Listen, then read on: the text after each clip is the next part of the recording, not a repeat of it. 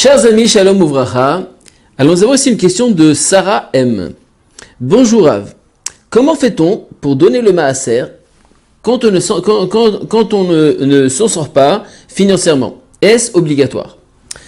Alors, vous savez que il faut savoir qu'il y a différencier entre les lois du maaser et les lois de la tzedaka. Les lois de la tzedaka, d'accord, il faut donner la tzedaka à tous les pauvres qui frappent à notre porte. Ça, c'est une obligation.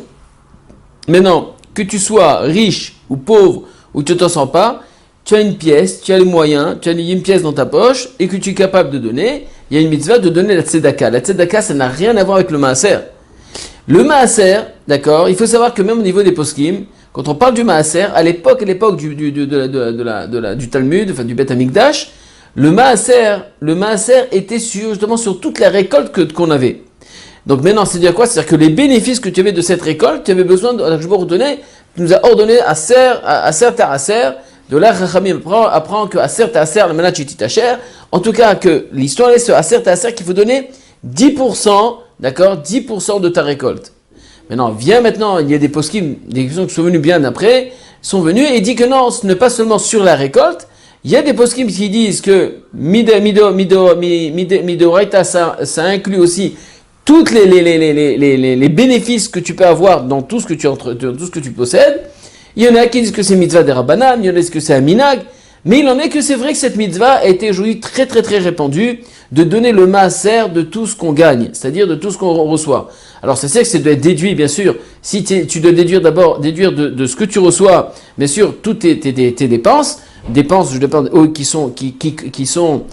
qui correspondent à tes revenus, c'est-à-dire si une personne maintenant pour son travail, il est obligé de prendre un bus, il est obligé de prendre ceci, donc après c'est vrai qu'il a récolté, mais il faut qu'il déduise le bus, le train qu'il a pris, l'avion qu'il a pris, etc. Après que tu as déduit, il te reste voilà ce que tu as gagné en vérité, c'est pas ce que tu as dépensé. Donc ce que tu as dépensé pour récolter, tu dois déduire, et après ce qui te reste, c'est sur ça que tu fais ton maaser. Mais il en est que cette mitzvah de maaser, c'est certain, d'accord, d'après tous les poskim aujourd'hui, c'est certain que, étant donné que c'est une grande marloquette, que c'est Doraita, Minag, des Rabbanan, etc., et d'autant plus que la mitzvah initiale était sur les récoltes, donc si une personne maintenant, elle se trouve dans une situation financière très difficile, quel va être le critère? Est-ce que je donne le maaser de le maaser? Si une personne, elle n'a pas de bien, elle n'a pas de maison, elle vit en location, elle reçoit une paye minable qui n'arrive même pas à s'en sortir au niveau de ses enfants, elle sera dispensée du maaser. Tant qu'une personne, elle a des revenus très bas et elle a elle a de grandes dépenses tous les mois, elle n'arrive pas à s'en sortir, elle sera dispensée du maaser, uniquement du maaser, mais non de la tzedaka. Bien que maintenant qu'on m'a posé plusieurs fois la question, mais le maaser, à qui on doit donner cet argent? Alors c'est vrai qu'il y en a qui disent qu'il faut donner aussi un cinquième, c'est-à-dire le double, deux fois 10% de ce qu'on reçoit. Mais il faut savoir à Botaï que le maaser à l'époque du Beth Amikdash était pour les Talmidei Chachamim. Le maaser de l'époque, il était pour donner à aux Kohanim, aux Shevet Lévi, qui étaient à l'époque ceux qui recevaient pour être la parole divine pour le peuple juif. C'était eux parce que c'est-à-dire que la responsabilité du clan Israël était de subvenir aux besoins des Talmidei Chachamim, de ceux qui apportent la parole divine dans le peuple.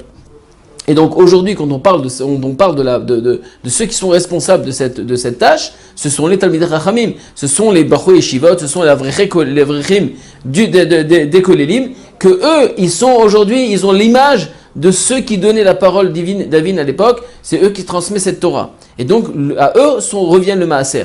Mais non, même eux sont aussi responsables aujourd'hui. Chacun essaie de donner un petit peu de maaser de ce qu'il reçoit. Mais ce qu'il faut savoir, c'est que toute personne qui ont vraiment de difficultés financières, qui n'ont pas la possibilité de payer tous les mois et qui ont de grandes dépenses, alors c'est sûr qu'ils seront dispensés de donner le maaser.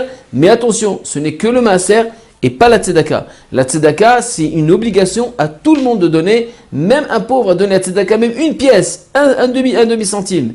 Un demi-centime, il n'y a pas de shiur dans la tzedaka. Shiur, tu peux être un demi jusqu'à la fin. Le maaser, c'est très, très précis. C'est 10% de ce que tu reçois, de ton bénéfice. Alors que la tzedaka, il n'y a pas de shiur, il n'y a pas de prix exact dans la tzedaka. Un type, il peut donner 100 euros de tzedaka, 200 euros de tzedaka, il peut donner même 1 euro de tzedaka, c'est pas grave. Il a donné la tzedaka suivant ses moyens. Donc ça, c'est suivant ses moyens. Alors que le maaser, c'est vraiment 10%, ça dépend ce que tu reçois. Alors j'espère qu'il Bezrat Hashem avec ça. Bien sûr que ce n'est pas tout. On essaiera peut-être la prochaine fois, on verra, d'essayer d'organiser, d'expliquer un peu mieux toutes ces notions de halachot au niveau du maaser.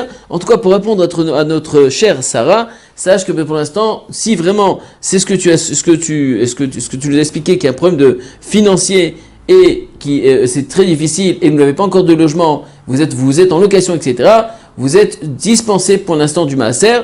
Encore une fois, la tzedaka, vous pouvez la donner. On peut donner tout ce qu'on veut dans la tzedaka. Si vous avez un peu d'argent, vous donnez un peu de tzedaka, il n'y a pas de problème. Maintenant, ça ne veut pas dire que si tu veux donner le maaser, mais vaut mieux d'abord de t'occuper d'abord de tes enfants, t'occuper de tout, de subvenir aux besoins, besoins essentiels, élémentaires, d'accord, de ta famille. Et Bezrat Hashem, quand je t'honora la bracha, tu reprendras sur toi de donner le maaser. Azir Ratson, que je te donne le shefa pour que tu puisses donner ton maaser à toutes les avrichim du kollel. À la prochaine fois.